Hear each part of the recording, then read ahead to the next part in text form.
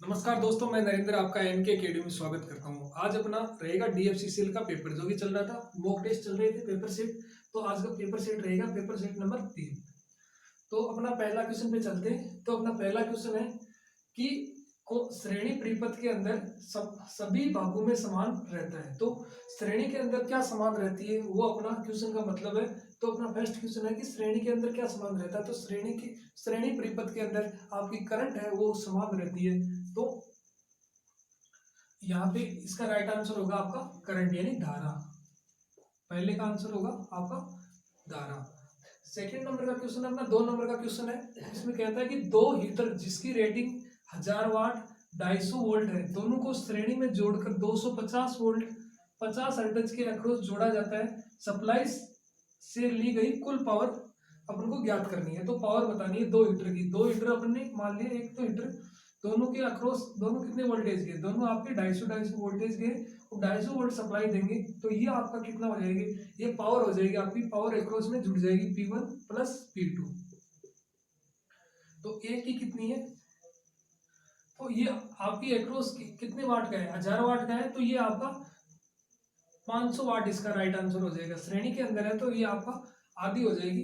तो 250 का अगर इस हिसाब से निकालोगे तो ये 500 वाट इसकी पावर रेटिंग आ जाएगी। 3 नंबर का क्वेश्चन है अपना, श्रेणी अनुनादी परिपथ में होता है। यानी श्रेणी अनुनादी में क्या होता है, श्रेणी में होता है आपका इकाई शक्ति गुणक तथा अधिकतम धारा होती है, वो होती है आपकी श्रेणी अनुनाद परिपथ के अंदर। यानी सीरीज रेजोनेंस सर्किट के अंदर आपका इकाई शक्ति गुणक तथा अधिकतम धारा होती है। 4 नंबर का क्वेश्चन है अपना, परिपथ में लगे एमीटर द्वारा पढ़ी गई धारा का मान अपन को बताना है। यहाँ पे अपन को धारा बतानी है, करंट की बताना कि करंट एमीटर के अंदर आपकी करंट कितनी है। तो करंट निकालने के लिए यहाँ पे आपको देखना पड़ेगा इस फॉर्मूले से। फॉर्मूला आई बराबर होता है √IR² प्लस आपका कैपेसिटर के अंदर करंट माइनस IL यानी इंडक्टर के अंदर करंट, इसका स्क्वायर। तो इसका अपन सॉल्यूशन करोगे तो इसका करंट आ जाएगी आपकी 5 एम्पियर। नेक्स्ट क्वेश्चन पे चलते हैं, क्वेश्चन नंबर 5। 5 नंबर का क्वेश्चन है अपना, 3 फेज स्टार कनेक्टेड सिस्टम का फेज वोल्टेज 200 वोल्ट है, लाइन वोल्टेज क्या होगा। तो फेज वोल्टेज वो है आपका 200 वोल्ट है, तो लाइन वोल्टेज क्या होगा, VL बराबर होता है √3 VP, यानी √3 होता है, वो भी किसका होता है, फेज वोल्टेज का √3 होता है। तो ये हो गया आपका फेज वोल्टेज अपन को दे रखा है कितना है 200 वोल्ट। तो अपन को लाइन वोल्टेज ज्ञात करना है। तो लाइन वोल्टेज आ जाएगा आपका 346.4 वोल्टेज, वो आ जाएगा आपका लाइन वोल्टेज। नेक्स्ट क्वेश्चन पे चलते हैं अपन क्वेश्चन नंबर 6 पे। 4 पोल डीसी जनरेटर 1500 आरपीएम पर काम कर रहा है, आर्मेचर वाइंडिंग में करंट की आवृत्ति बतानी है। तो करंट की आवृत्ति ज्ञात करोगे तो F बराबर PN/120 ये फॉर्मूला होता है आपका। F बराबर PN/120। तो आप इसके अंदर वैल्यू रखोगे, P का अपन को दे रखा है 4 और N है आपका 1500 आरपीएम और 120 यहां से ले लेते हैं। तो 10 से 10 कट गए, ये हो गए 4 3 12 और 5 3 15। तो ये हो गया आपका 50 हर्ट्ज। इसको सॉल्यूशन करोगे तो ये आ जाएगी आपकी 50 हर्ट्ज, इसकी फ्रीक्वेंसी आ जाएगी क्वेश्चन नंबर 6 की। तो ये आपकी 50 हर्ट्ज आपकी फ्रीक्वेंसी आ जाएगी क्वेश्चन नंबर 6 की। नेक्स्ट क्वेश्चन पे चलते हैं क्वेश्चन नंबर 7। 6 पोल 50 हर्ट्ज इंडक्शन मोटर में आपका क्या है, सर्किट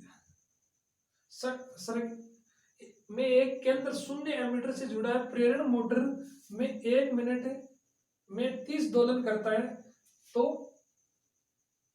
रोटर की गति क्या है, यानी दोबारा देखते हैं क्वेश्चन को। 6 पोल 50 हर्ट्ज इंडक्शन मोटर के रोटर सर्किट में एक केंद्र शून्य एमीटर जुड़ा है। प्रेरण मोटर 1 मिनट में 30 दोलन करता है। तो रोटर की गति बतानी है। तो रोटर की गति ज्ञात करने के लिए अपन पहले निकालेंगे सिंक्रोनस स्पीड। तो सिंक्रोनस स्पीड का फॉर्मूला होता है NS बराबर 120 F इंटू P। तो इसकी सिंक्रोनस स्पीड आ जाएगी आपकी 1000 आरपीएम। फिर अपन ज्ञात करेंगे 1 मिनट में दिए गए, 1 मिनट में कितने दोलन दिए गए, 1 मिनट को दिए गए अपन को 60 दोलन 30 दोलन। तो 1 मिनट में कितनी सेकंड होती है, 60 सेकंड बराबर 30 दोलन। 1 सेकंड बराबर 0.5 दोलन आ गया। तो अपन देखेंगे एफ आर बराबर कितना हो गया। एफ आर बराबर होता है फ्रीक्वेंसी, रोटर की फ्रीक्वेंसी आ गई 0.5 हर्ट्ज। तो अपन स्लिप देखेंगे तो स्लिप बराबर होती है आपकी रोटर की फ्रीक्वेंसी अपॉन फ्रीक्वेंसी। तो 0.5 अपॉन 50 करेंगे तो ये आ जाएगा आपका 0.01 आ जाएगा, आपका स्लिप आ जाएगा 0.01 स्लिप का मान।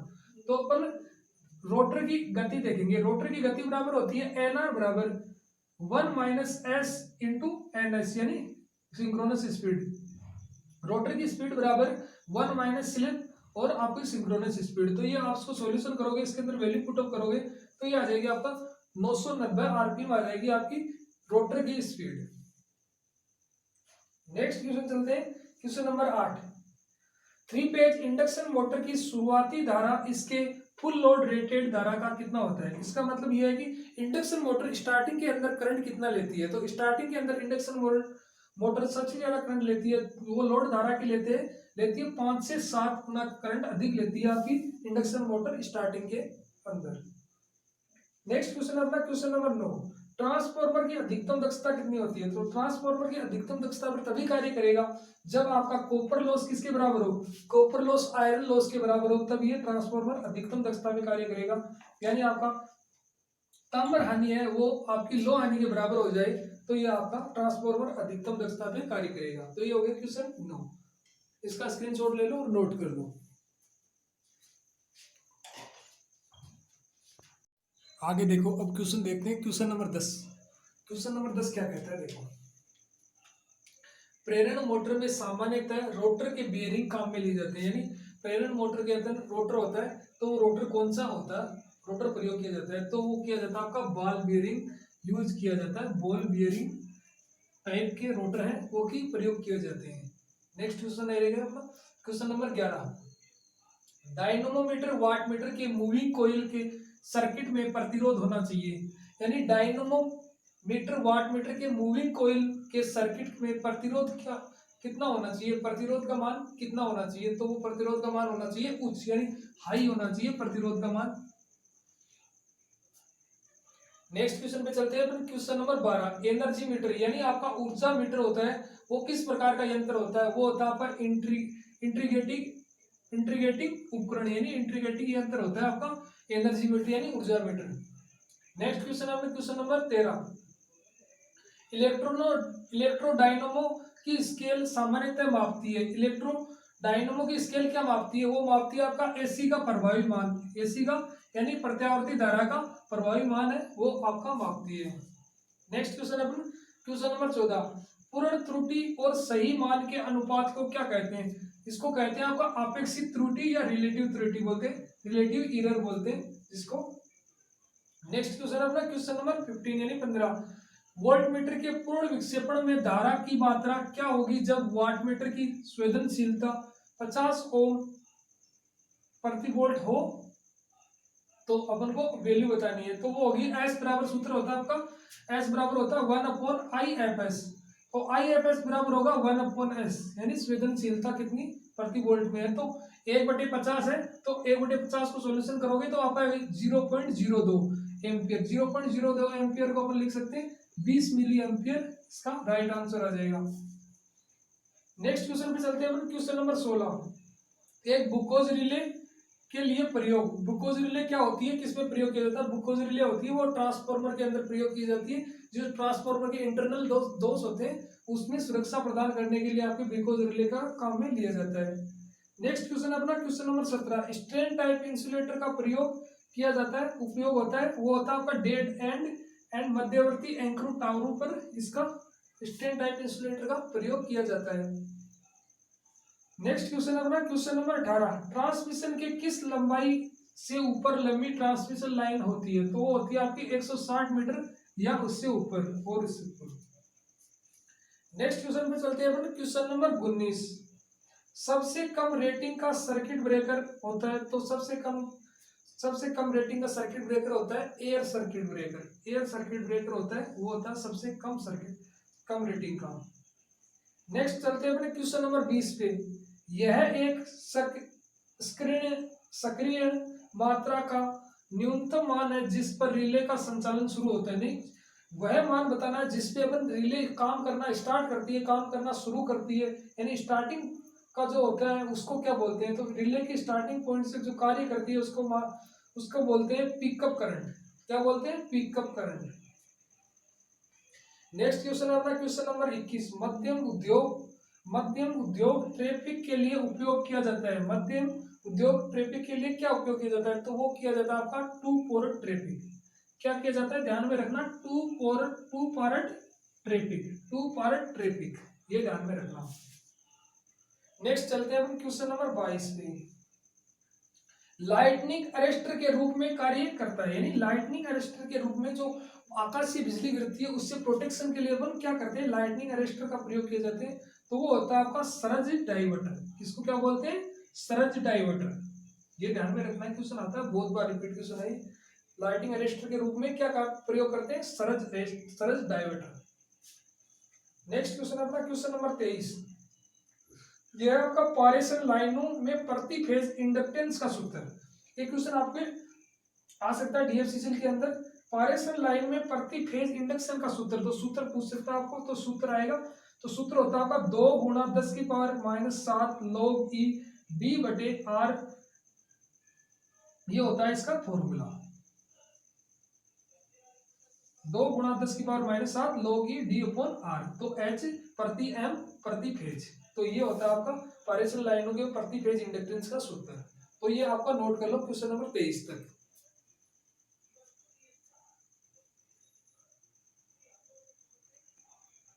अब अपना क्वेश्चन नंबर 24 रहेगा। यदि क्या कहता है क्वेश्चन नंबर 24, यदि किसी गोल चालक का व्यास 1 सेंटीमीटर है, उसकी ज्यामितीय माध्य त्रिज्या क्या होगी? ज्यामितीय यानी जीएमआर पूछा अपन, ज्यामितीय माध्य त्रिज्या पूछा, जीएमआर पूछा है। तो आर अपन निकाल लेंगे। अपन को व्यास दिया गया, व्यास 1 सेंटीमीटर है, तो त्रिज्या कितनी होगी? त्रिज्या होती है आधी, तो वो होगी आपकी आर बराबर हो जाएगी 0.5 सेंटीमीटर। फिर जीएमआर बराबर सूत्र होता है 0.7788 इंटू आर। तो इसके अंदर वैल्यू के अंदर अपन मान रखेंगे, तो आपका आएगा 0.389 सेंटीमीटर आ जाएगा। ये आ जाएगा आपका ज्यामितीय माध्य त्रिज्या की वैल्यू आ जाएगी। फिर चलते हैं अपन क्वेश्चन नंबर 25 पे। थर्मल पावर प्लांट यानी थर्मल पावर स्टेशन की अनुमानित दक्षता कितनी होती है? तो अनुमानित इफिशियंसी बतानी है थर्मल पावर स्टेशन की, तो वो होती है आपकी 30 से 40%। अनुमानित दक्षता होती है 30 से 40%। नेक्स्ट क्वेश्चन पे चलते हैं अपन क्वेश्चन नंबर 26 पे। कॉमन एमीटर में बेस करंट 10 माइक्रो एम्पियर और बीटा डीसी बराबर 100 है के लिए कलेक्टर करंट का मान कितना होगा? तो बीटा बराबर होता है आपका IC अपॉन IB। बीटा बराबर होता है IC अपॉन IB, और IC बराबर हो जाएगा आपका, IC बराबर हो जाएगा बीटा, इसकी मल्टीप्लाई में चला जाएगा। तो IC बराबर यहाँ पे वैल्यू पुट करेंगे 100 इंटू 10 की पावर माइक्रो है, तो 10 की पावर -6, तो ये आ जाएगा 10 की पावर -3। तो 10 की पावर -3 को बोलते हैं आपका मिली। तो 1 मिली एम्पियर आ जाएगा इसका IC की मान, यानी कलेक्टर करंट का मान आ जाएगा आपका 1 मिली एम्पियर। फिर अपन देखते हैं क्वेश्चन नंबर 27। बूलियन बीजगणितीय नियम का समीकरण, बूलियन बीजगणितीय नियम का समीकरण बताना है। तो वो समीकरण है आपका a + a बार b बराबर a + b। तो ये आपका सही समीकरण है। फिर अपना क्वेश्चन नंबर 28 है। Next question UJT, uni junction transistor. Uni junction transistor क्या है? एक प्रकार का ये है आपका वोल्टेज कंट्रोल डिवाइस है। सीधा सीधा क्वेश्चन आता है, बहुत सी एग्जाम में रिपीट होता है, तो रिपीट हो सकता है। तो यूजेटी है आपका वोल्टेज कंट्रोल डिवाइस है। ट्राइक क्या है? ट्राइक एक द्विदिशीय युक्ति है, यानी द्विदिशीय युक्ति है, ये है आपकी ट्राइक, यानी triode AC. Question number 30 SCR की फुल फॉर्म होती है सिलिकॉन कंट्रोल रेक्टिफायर। इसकी बात करें, एससीआर की लेचिंग धारा 20 मिली एम्पियर है तथा इसकी होल्डिंग धारा कितनी होगी? तो होल्डिंग धारा होती है वो इसकी आधी होती है, तो कितनी होगी एससीआर की? वो हो जाएगी आपकी 10 मिली एम्पियर। तो होल्डिंग धारा हो जाएगी एससीआर की 10 मिली एम्पियर। तो ये आपके 30 क्वेश्चन कंप्लीट हो गए। स्क्रीनशॉट ले लो और इसको नोट कर लो।